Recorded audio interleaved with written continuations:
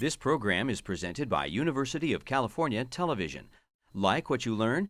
Visit our website or follow us on Facebook and Twitter to keep up with the latest UCTV programs.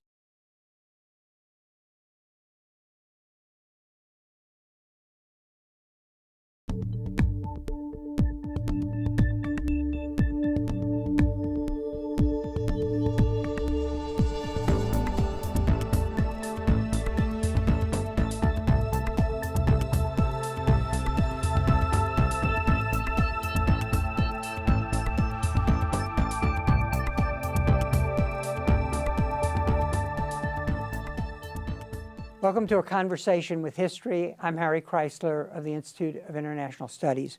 Our guest today is Philip Pettit, who is the L.S. Rockefeller University Professor of Politics and Human Values at Princeton and Distinguished Professor of Philosophy at the Australian National University. He works in moral and political theory and on issues in philosophy of the mind and metaphysics.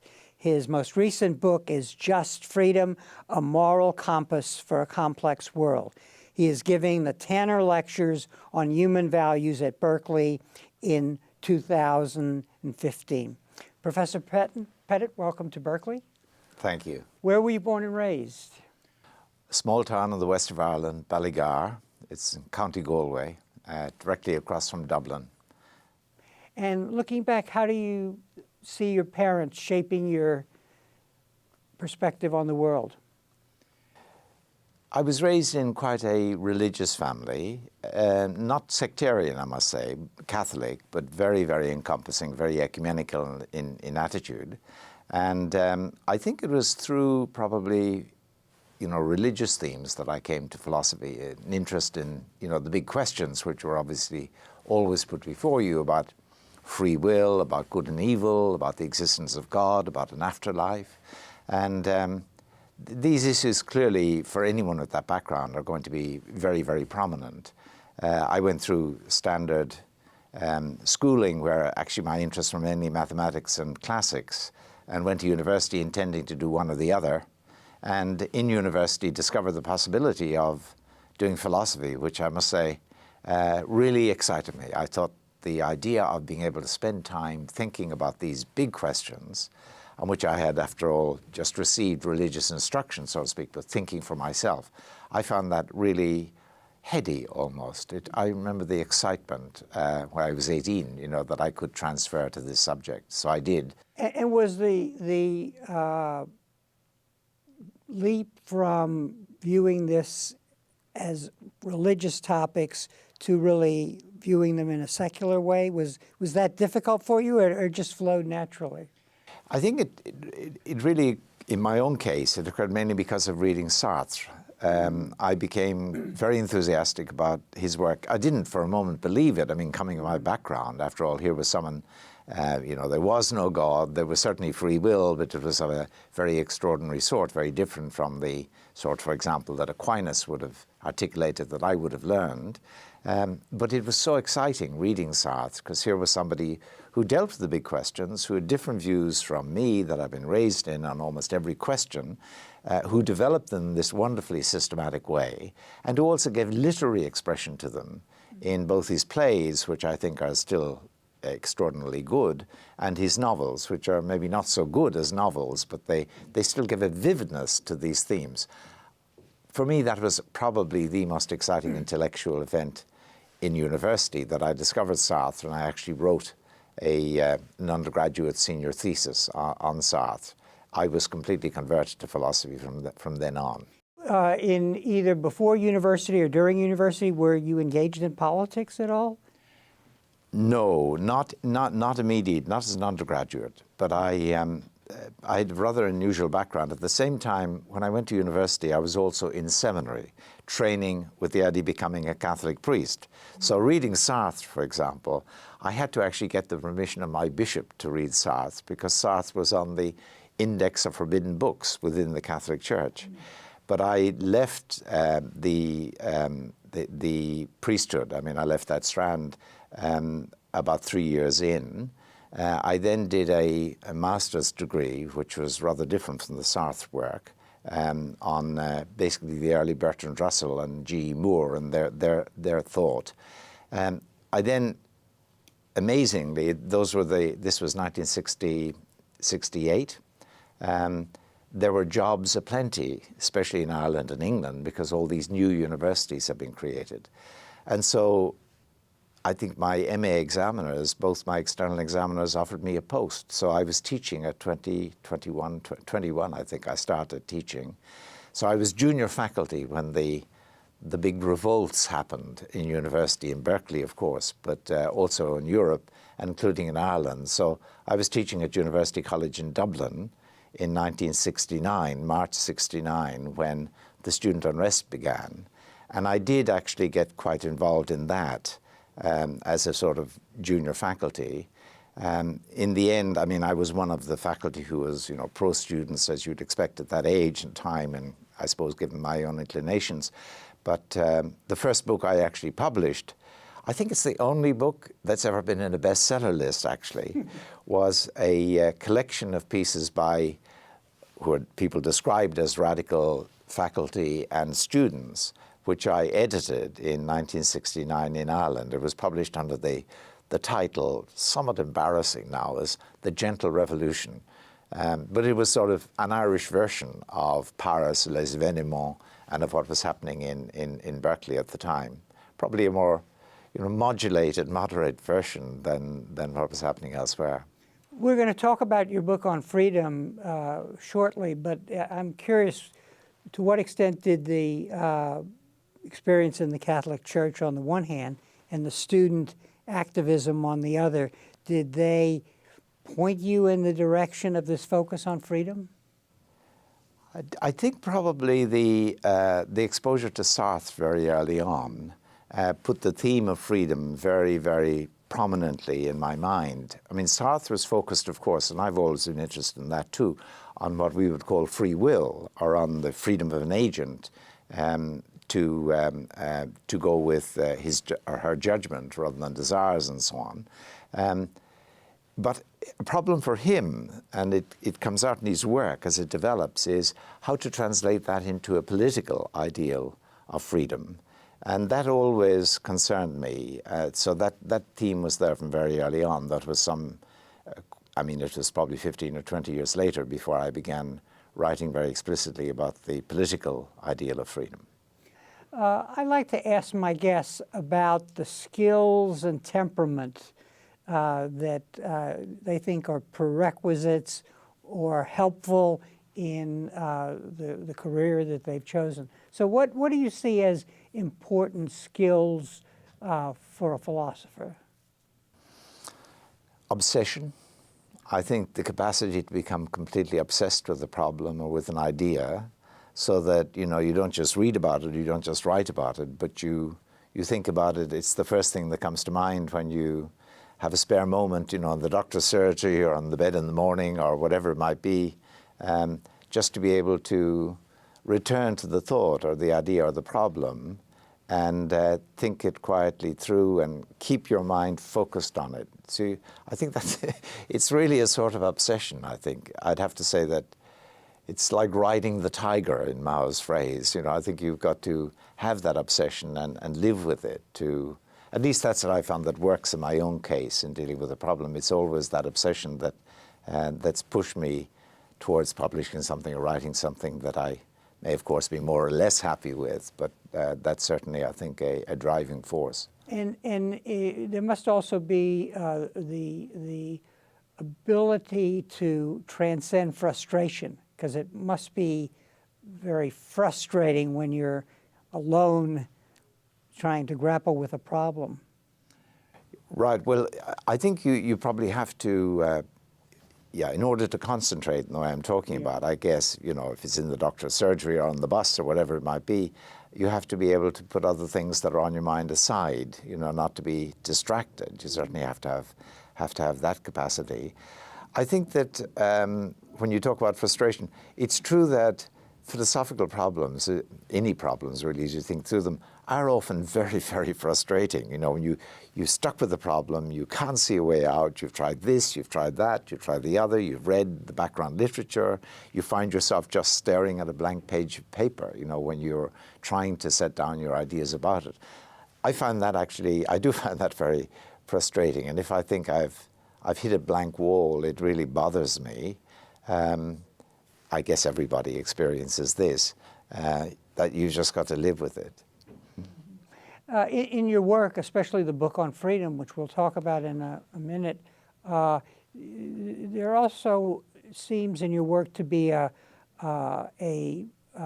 sense of the history of the problem and how it has evolved over time in the work of philosophers that have preceded you. Talk a little about that, because the history of philosophical thought seems to be very important.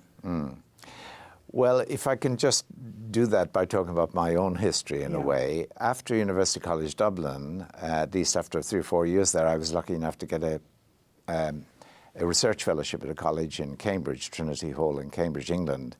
And there I came to be very close to people who work in the history of ideas, such as Quentin Skinner and Richard Tuck.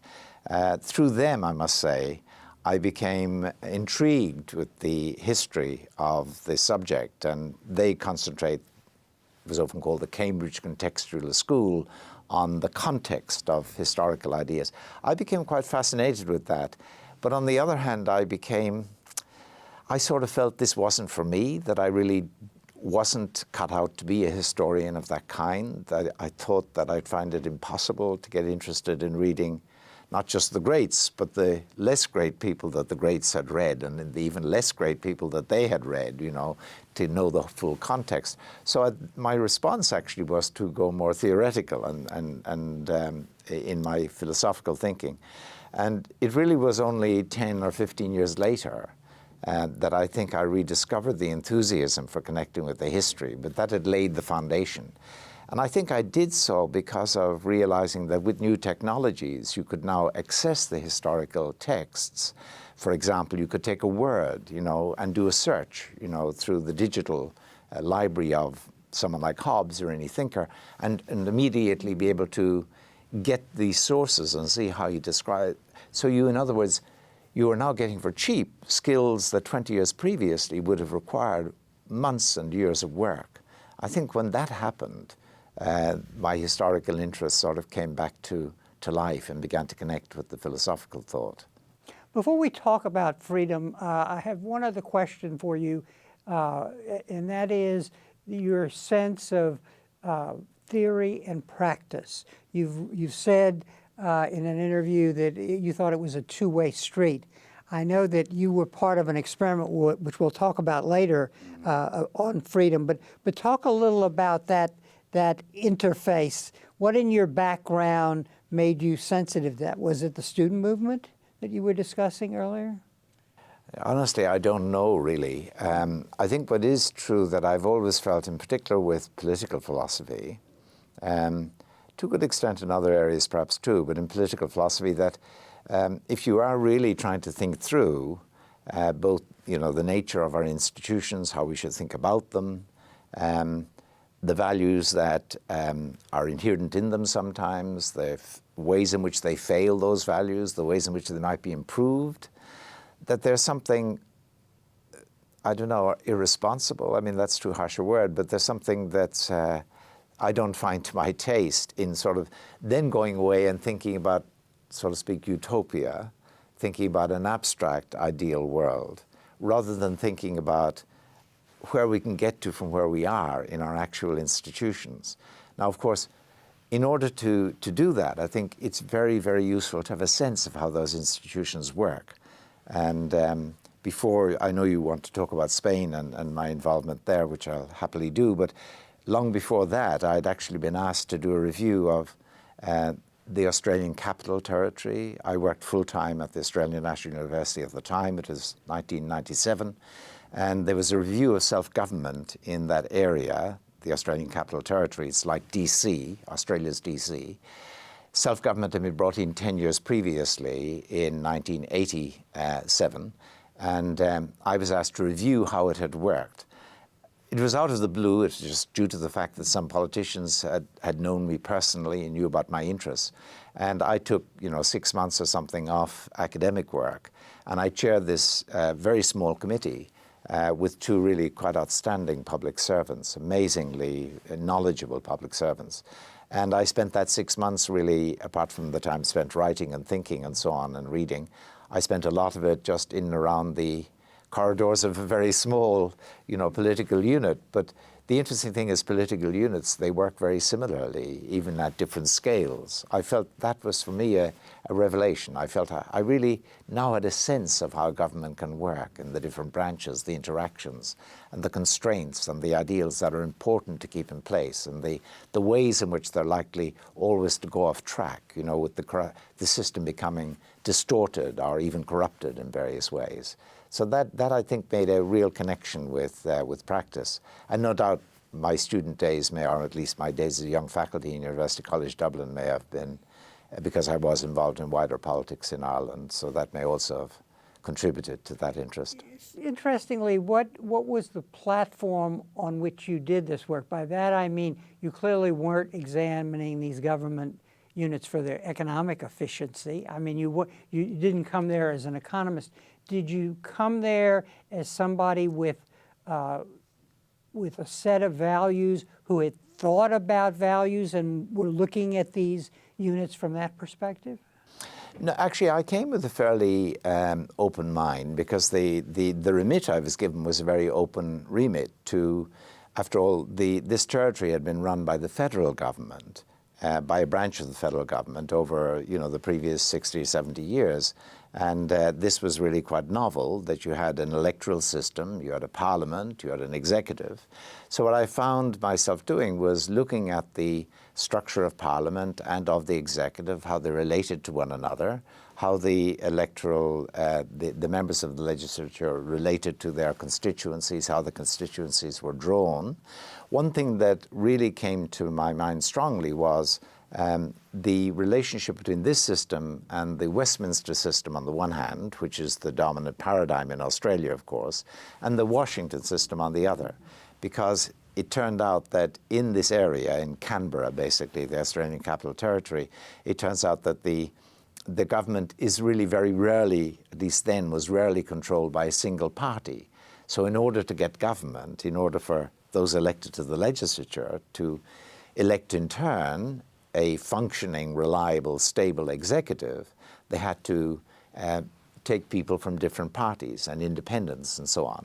And now that looks much more Washington-like than it does, the single-party type government or that you get typically in Westminster. I found that quite fascinating, and I found talking to people about the tensions that they experienced in office between satisfying their constituents and satisfying the press gallery and satisfying their colleagues in caucus in the party and in government. I found that extraordinarily interesting. I mean, it was it gave me an insight into, at least I think it gave me an insight into how government works, even though at a very small scale, that I found really drove me, stimulating, Mm-hmm. So your book is called Just Freedom, A Moral Compass for a Complex World. I'll show that.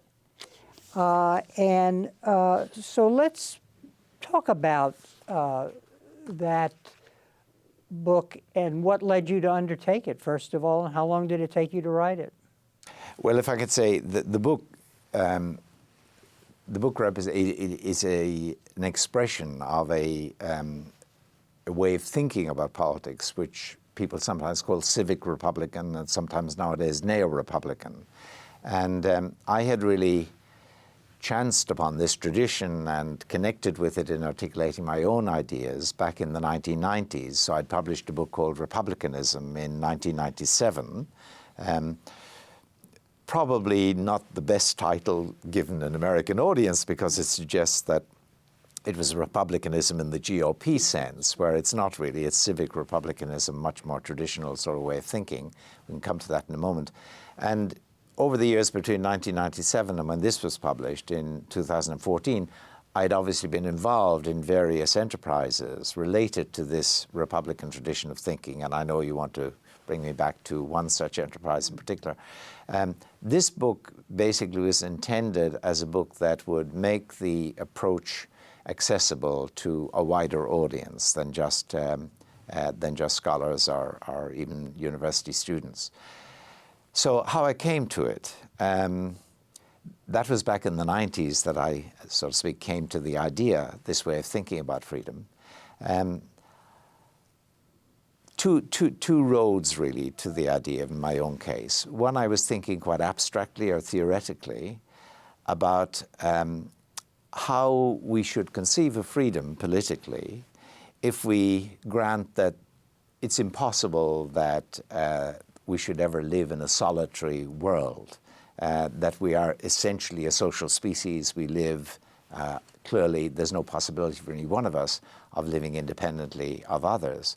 Now, the tradition, in some ways, of thinking about freedom suggested you'd be perfectly free if you lived in a solitary universe. You know, you lived in the state of nature, all alone, no one to get in your way, you were perfectly free. I think that's, when I say the tradition, that's a way of thinking about freedom. That's certainly in the literature and has long been there.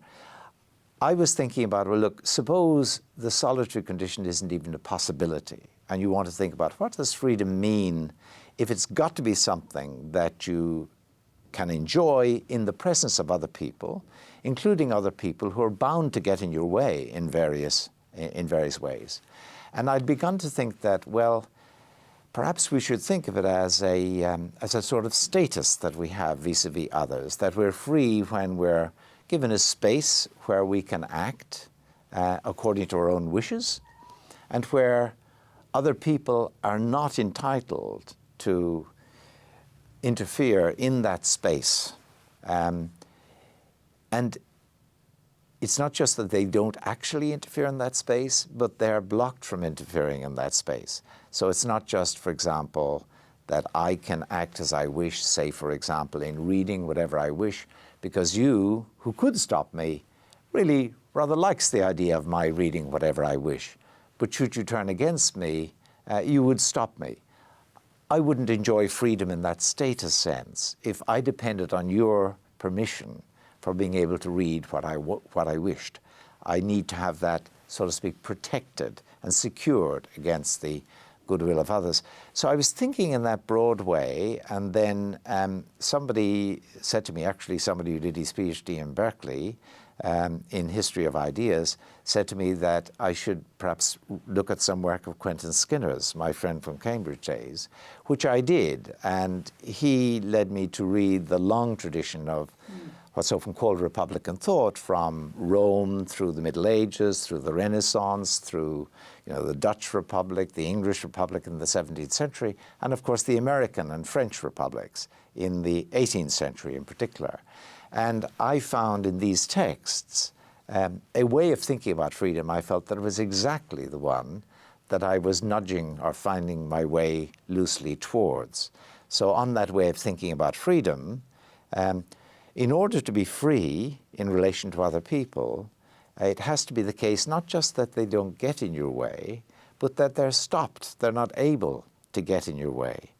So in an image that I use in Just Freedom, this particular book, to illustrate the idea, I ask people to think about the relationship between Torvald and Nora, the two protagonists of A Doll's House, Ibsen's famous play, where Torvald, the husband, a young banker, has, of course, all the legal and social and cultural rights and powers vis-a-vis Nora, his young wife, but he totally dotes on her, worships the ground she walks on, and gives her, as you might say, carte blanche, so she can act exactly as she wishes.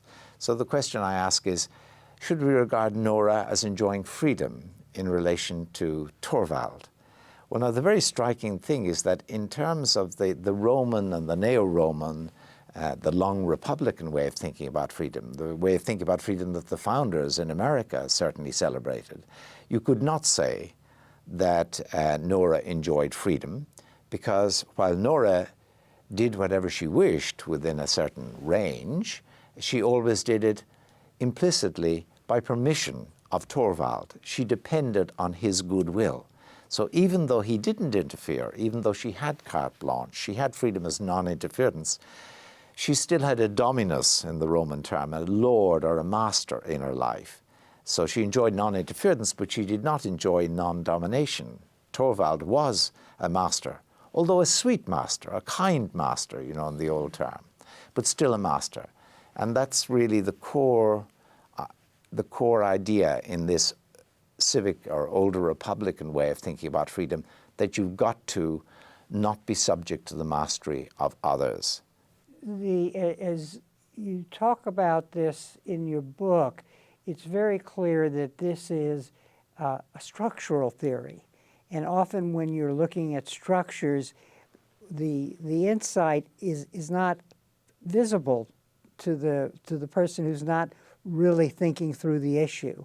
So Nora does appear to be free, but it's only by analyzing the structure of the situation, and you do that throughout the work, that the true power relationship is revealed. Is that fair?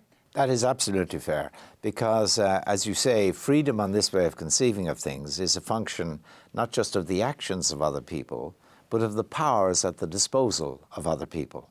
So if you exist as someone who is relatively powerless in relation to others, where others have a power of interfering, even if they don't actually interfere, the very fact of their having those powers and you're not having any, so to speak, countervailing power, any anti-power, as you might call it, means that you always live really at their mercy. You're exposed to their interference should they wish to interfere.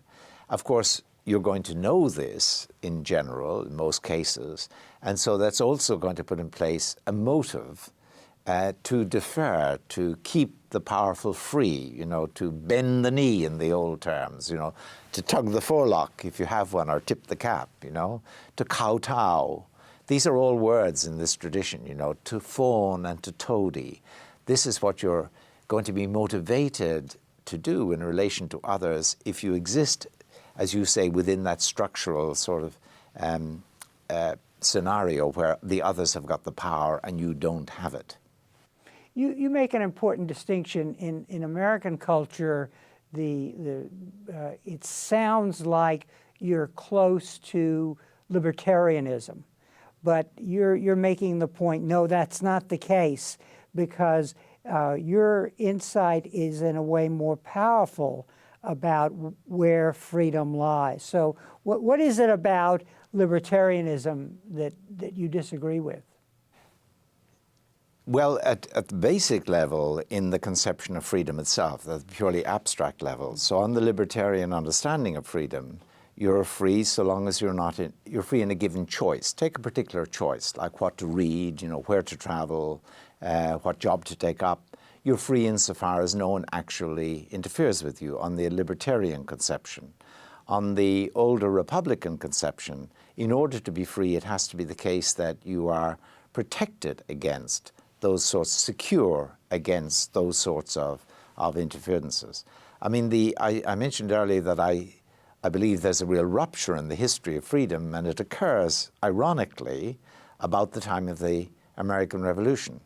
The heroes of the American Revolution and their, for example, supporters in England, such as Joseph Priestley, the chemist, or Richard Price, the mathematician, who are voluble supporters of the Americans, they all use the notion of freedom I've been talking about. So, for example, Price says at one point, he says that someone who's subject to a master, no matter how kindly a master, is not free insofar as he still depends on the goodwill of that master.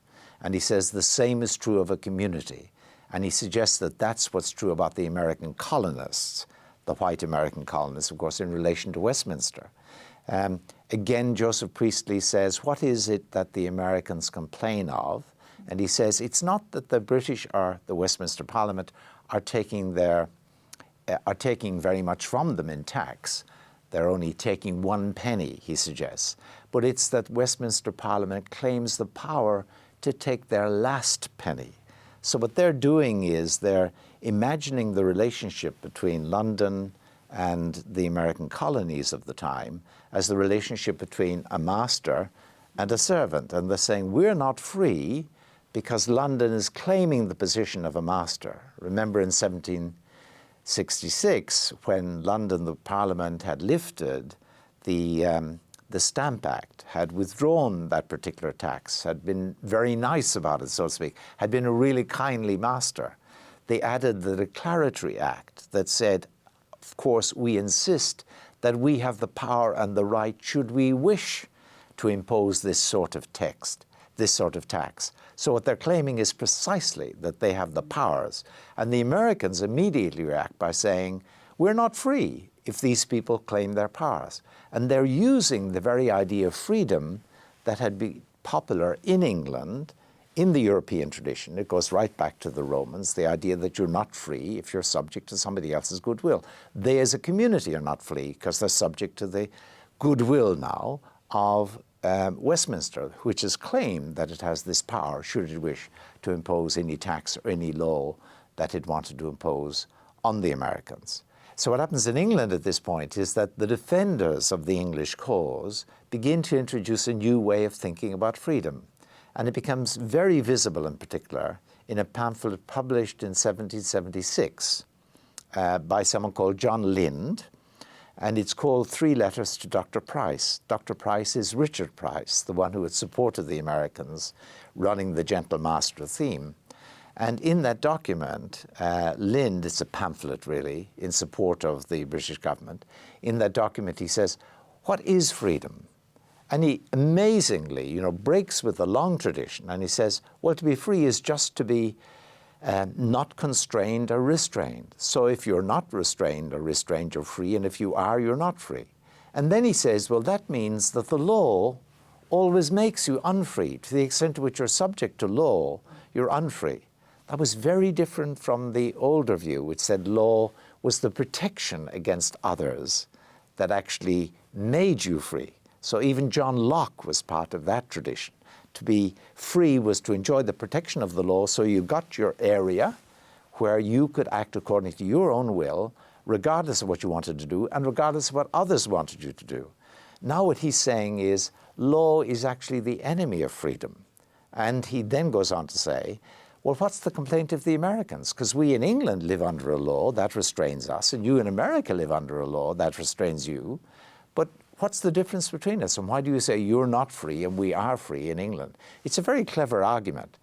He's a footnote in that book in which he says, this way of thinking about freedom, I derive from a very good friend, a worthy and ingenious friend, he describes him, but doesn't name him. Turns out the friend had actually complained to Lind about the fact that he was using this way of thinking about freedom, which he, the friend, claimed to have invented. He said, it came to me as a kind of invention some 6 months hence. That friend was Jeremy Bentham. Really extraordinary sort of coincidence, because Bentham, of course, becomes the great theorist of law in the English tradition and is amazingly influential. The great utilitarian, of course, and a reformer. But he introduces this new way of thinking about freedom, whereby it just requires that you're not interfered with. It doesn't matter about the power or the structure, as you're saying. And that then becomes the centerpiece of the new classical liberal views that appear in the early 19th century, the early 1800s. These examples of the American Revolution point to the fact that if you're going to come up with a powerful definition of freedom, you have to articulate it with regard to several domains, which you do. Yes. So it's freedom is that state where you're free of domination, where there's no domination, but it has to apply with your relationship to others, with other people situated as you are. It has to apply in the relationship of people to the government, and also the relationship between states. So the examples you just showed from the American, that was the germination of this idea that it couldn't just be in one domain. Yes. I think of political philosophy, political theory as having really three domains of concern, and this notion of freedom we're talking about has implications in each of those domains. So just the three you mentioned, let's think about the first as the social domain, the domain in which people relate to their fellow citizens, let's suppose, within a given country. Think of that as the social domain. The second domain is, you might think of it as the political domain, which is not the relationship between citizens and one another, but the relationship between the citizenry as a whole and their government. And then, of course, the third domain is the relationship between different societies, mediated usually in the relationships between the governments of the different societies. Now, I think that the civic republican ideal of freedom as non-domination was traditionally used in all of these domains, actually, and that there is much to be said for rethinking our ways of doing politics and our policies and so on by looking at the ramifications or implications of this ideal in those three domains. You might think of the first as a domain of social justice, establishing a relationship between citizens in social life such that each of them can enjoy freedom in relation to other citizens. The second domain of citizenry to government you think of as the domain of political justice, that you want the citizenry as a whole, each considered as equal, of course, to enjoy a relationship with their government such that they are not dominated by their government, and in that sense they enjoy political justice. And then in relationship between different societies, I think the ideal of freedom as non-domination gives us a very nice line into thinking about international relations and about the ways in which societies should relate to one another in the international forum, ideally enabling each society, or at least each society that is itself self-governing and democratic, there isn't an oppressive government, not to be dominated by other societies, and not, of course, to be dominated by other international bodies like multinational corporations, or for that matter, churches, or of course, international agencies. Mm-hmm. You have a brief phrase to sum up the realization of freedom in each of those domains. For social justice, it's the eyeball test. The eyeball test, yes. Explain that. Well, in order to make vivid in this book, In Just Freedom, the ramifications of the notion of freedom in each of these areas, I suggest a sort of a rough and ready test for determining whether people are enjoying freedom in any of these three domains. And in the social domain, but this is not my invention, actually. You find this in the 17th century. In the social domain, a good test of whether people really enjoy freedom in relation to one another under the organization of the state and the economy and the law and so on, is whether people are able to look one another in the eye without reason for fear or deference.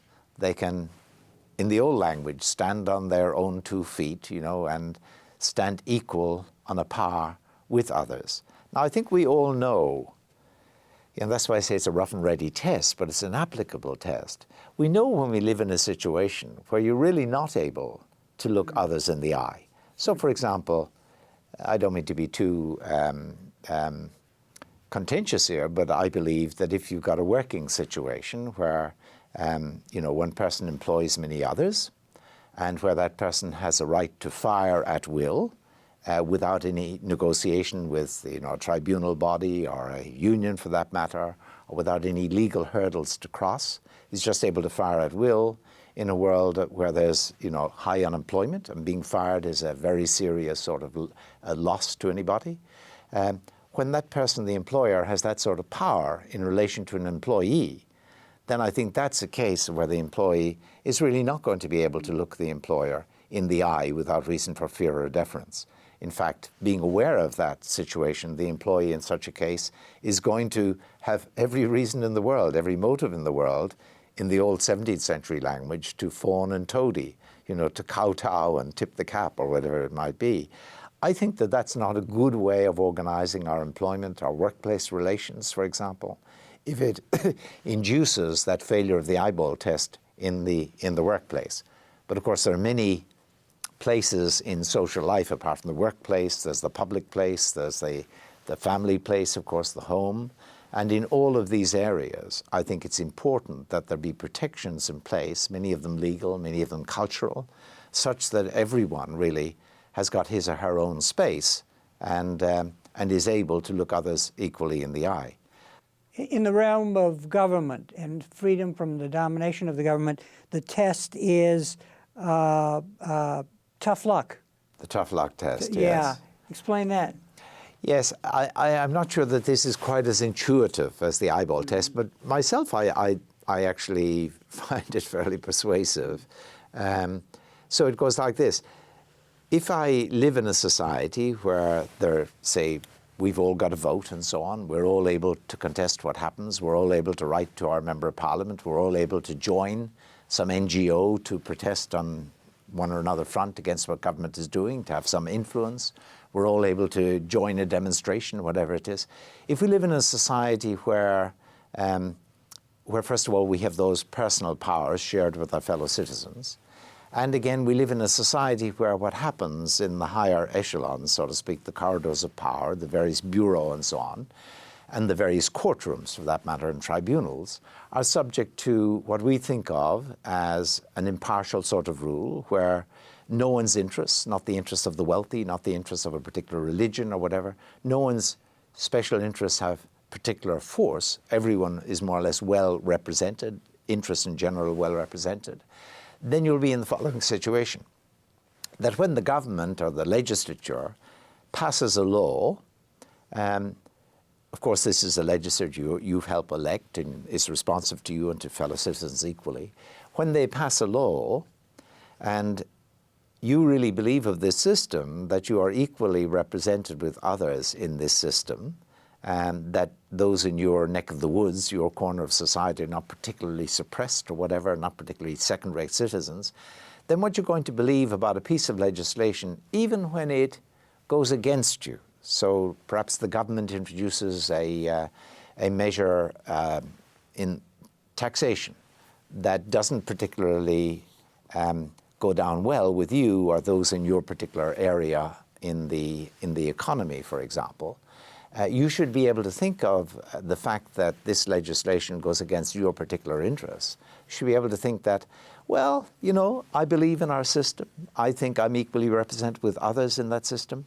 So I can think about this as it's hard, it's tough, but it's just tough luck. It's not that somebody has got it in for me. It's not that there's a power in government, you know, that is representing other sectors of society more strongly than mine, so that really what's happening to me is a result of the fact that government is in the control of another section of the community. No, rather government is responsive to all the sides of the community, and so I'm able to think about what government does, even when it acts in a way that's not welcome to me, as that's just tough luck. Now, I think if we had a society where you could think about legislation that even ran against your wishes, that it was just tough luck, that's a good sign that you're living in a society where the government, the source of law and order and so on in the society, is a government that's responsive to you equally with others, so that no one of you is dominated by that government as by an independent agency. It's an agency that is responsive to each of you equally with others. You've got to live with others, that's part of the human condition, and so you're not dominated insofar as that government has that sort of responsiveness to all. And with regard to global justice, what is the catchphrase there? The catchphrase there is straight talking. Imagine the relationship between the Ukrainian government and the Russian government as of now, where, for example, the Russian government clearly have got troops on the border, are in the precincts of the border, and clearly have a deep influence over the people in eastern Ukraine, and are able to turn off the gas at any point. The relationship between those two governments is clearly one of domination. I mean, the Ukrainian government is in a situation where they really, other forces absent, would have to kowtow and toady and phone and so on, would really not be free in relation to that other government. Now, of course, it's a very unstable and unhappy situation. The fact that the European Union and that the United States is, to a good extent, backing the Ukrainians can give them a certain sort of boost and maybe restore some degree of equality in that relationship. But it's obviously it's still very problematic. Now, I think in relationships general between states, we have to think, first of all, let's imagine we're talking about states that are, if not perfect democracies, and I actually believe very few states are anything near perfect in terms of the ideal of political justice, right? In almost every country, government is often subject to the special influence of particular groups who control government, so people really don't enjoy full political freedom in relation to the government. But imagine for a moment that we have got states where we're not complaining about them domestically. They're politically okay. So what would it be to establish relations between these states such that no one society would be dominated by others or dominated by multinational agencies? Now, this is a really big challenge. I mean, your own area of interest is international relations, so you'll be very sensitive to this because, of course, states differ enormously in power, in military power, in economic power, in cultural power, in diplomatic clout. They differ in enormous respects. So it's a real challenge there. Now, I think that it is very important from the point of view of countries that they're not dominated, because if they are by another country, that impacts in turn on the residents, the citizens of that country. They become sort of second-rate citizens in the global order. So I think we really should work towards this sort of ideal. It's another question about how we can begin to achieve anything like that ideal. Now, I think international agencies like the United Nations and the various bodies of the United Nations, they are really absolutely crucial. And one of the very sad things that I see happening nowadays is a sort of withdrawal of trust from these international organizations and bodies on the grounds that they're suffering a democratic deficit, as it's often put. I think that's way overstated. These bodies, after all, are subject to the control of the governments who appoint the officials and so on. And those officials are international law, international regulations, international standards, which are hammered out over tables where countries are represented. I think that that's the only hope of establishing an international order where when the leaders of countries talk to one another, they can talk straight, They don't have to be mealy-mouthed on the one hand or speak with the tones of a master on the other. It strikes me that your definition of freedom, through its simplicity and its application across domains, helps save freedom as a virtue, as a value for progressive ideals, in the sense that you're not saying that the state should do nothing, because you're also saying, I can't be equal with you unless, my position, there are programs or policies, if I'm in poverty, that elevate me to be your equal if you're not in a similar situation. So the virtue of what you're saying and its distinction from libertarianism on the one hand, and its emphasis on structure on the other, allows freedom to have a new constituency, shall we say, in terms of the divisions that occur in our country. Absolutely. I think the tradition and the ideas are of interest on all sides of politics.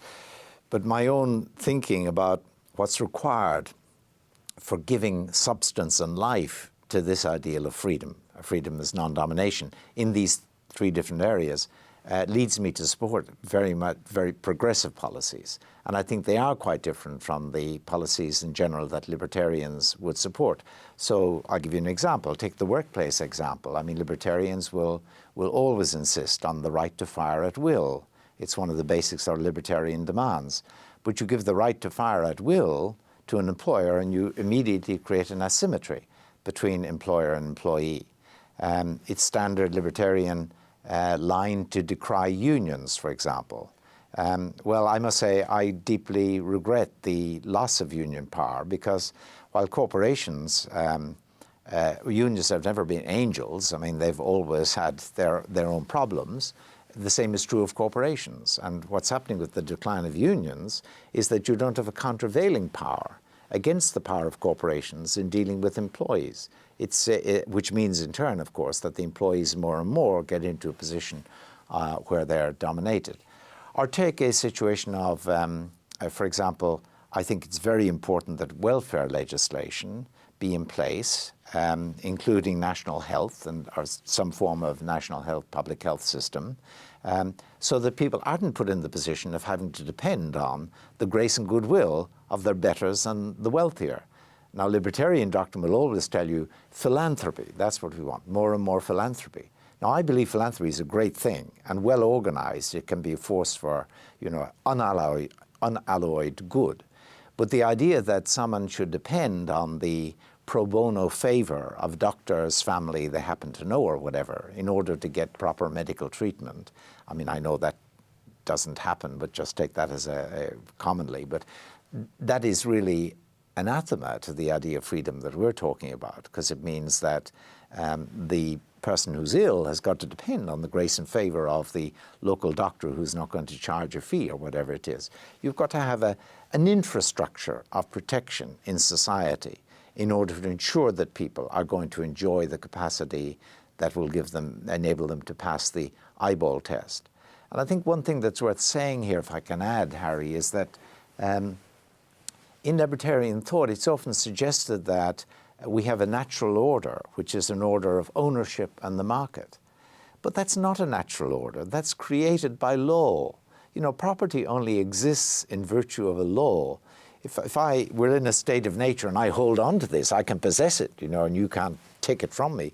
But it doesn't exist as property unless we have a law that basically says that the forces of the community are going to rally behind me. If you try to take it from me, they're going to support my claim. Law creates property.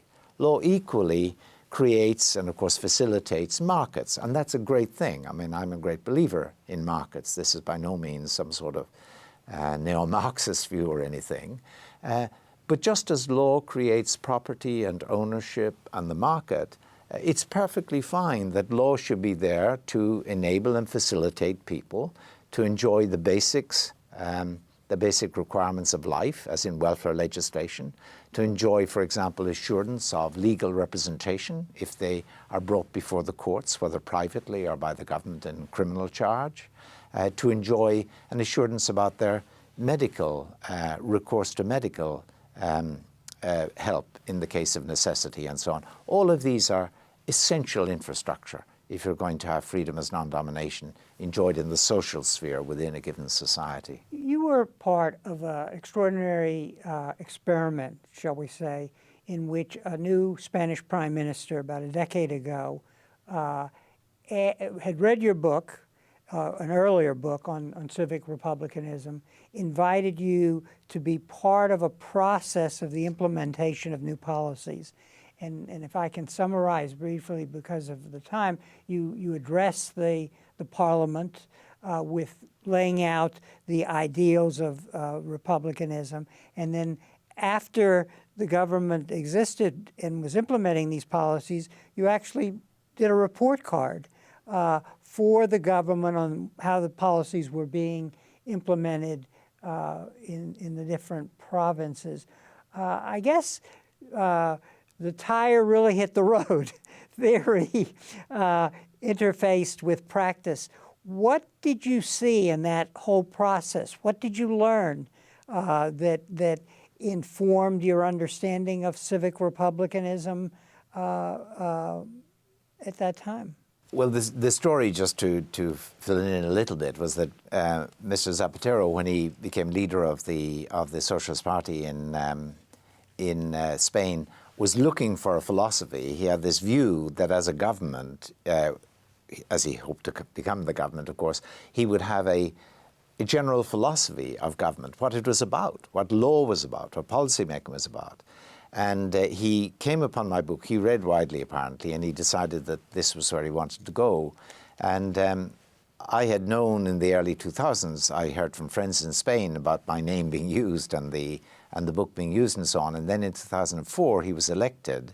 And he, at that stage, invited me to give a lecture in Madrid in a very large forum, actually, with a lot of politicians and ministers and so on, and government there by invitation, to talk about this Republican philosophy which he had espoused, and espoused the book, so to speak, as he said, is his vade mecum, you know, that he brought with him. And I gave that lecture, and he was to respond to it. But in the course of the lecture, I turned to him in a slightly jokey way, and I said, well, look, he'd been just 3 months in power, but one thing he had done, which I had supported in the book, was to make the national broadcaster independent of government. Up to that point, the national broadcaster, apparently, a minister could say, I want to be on the 6 o'clock news, or I want to be there when I'm opening a supermarket, you know, I want to report, and the broadcaster did the favor. He made the broadcaster into like a BBC, independent of government. And I thought this was a terrific idea. I think it's really important that you have an independent broadcaster. Maybe not necessarily of that kind, but certainly like public broadcasting and so on.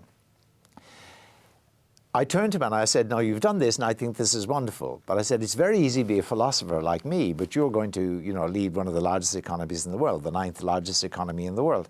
And I said, you're going to find, for example, the national broadcaster is going to be your worst critic on some fronts. And you're going to find it really hard not to pick up that phone and remind them, you know, about how much they are in your debt and try to sort of influence them. That will be a real temptation. I don't have that temptation. You're going to have that. And I explained that as I thought, it would be very, very hard to live up to the principles of this way of thinking, this neo-Republican way of thinking. And in his response to me, he basically gave up the comments he was going to make, I think, and he invited me publicly. He insisted he was absolutely committed to running with this program and these policies, these ideas, and he invited me to do a report on his government, which I would publicize 6 months before the next election, which is due 4 years later. And someone in the audience immediately stood up, who was the head of a foundation in Spain, and said that this foundation will support Professor Pettit's work and bring him back and so on to give the report. And actually, it wasn't at all the sort of thing I had as an ambition to do, or even an inclination really to do. I could see straight away the hard work that was going to be involved in reading what was happening and so on. But I agreed to do it. Sometimes people say that I advised that government. I didn't advise the government. They very nicely asked if I would be, but I said there'd be a conflict of interest, of course, if I'm doing a report.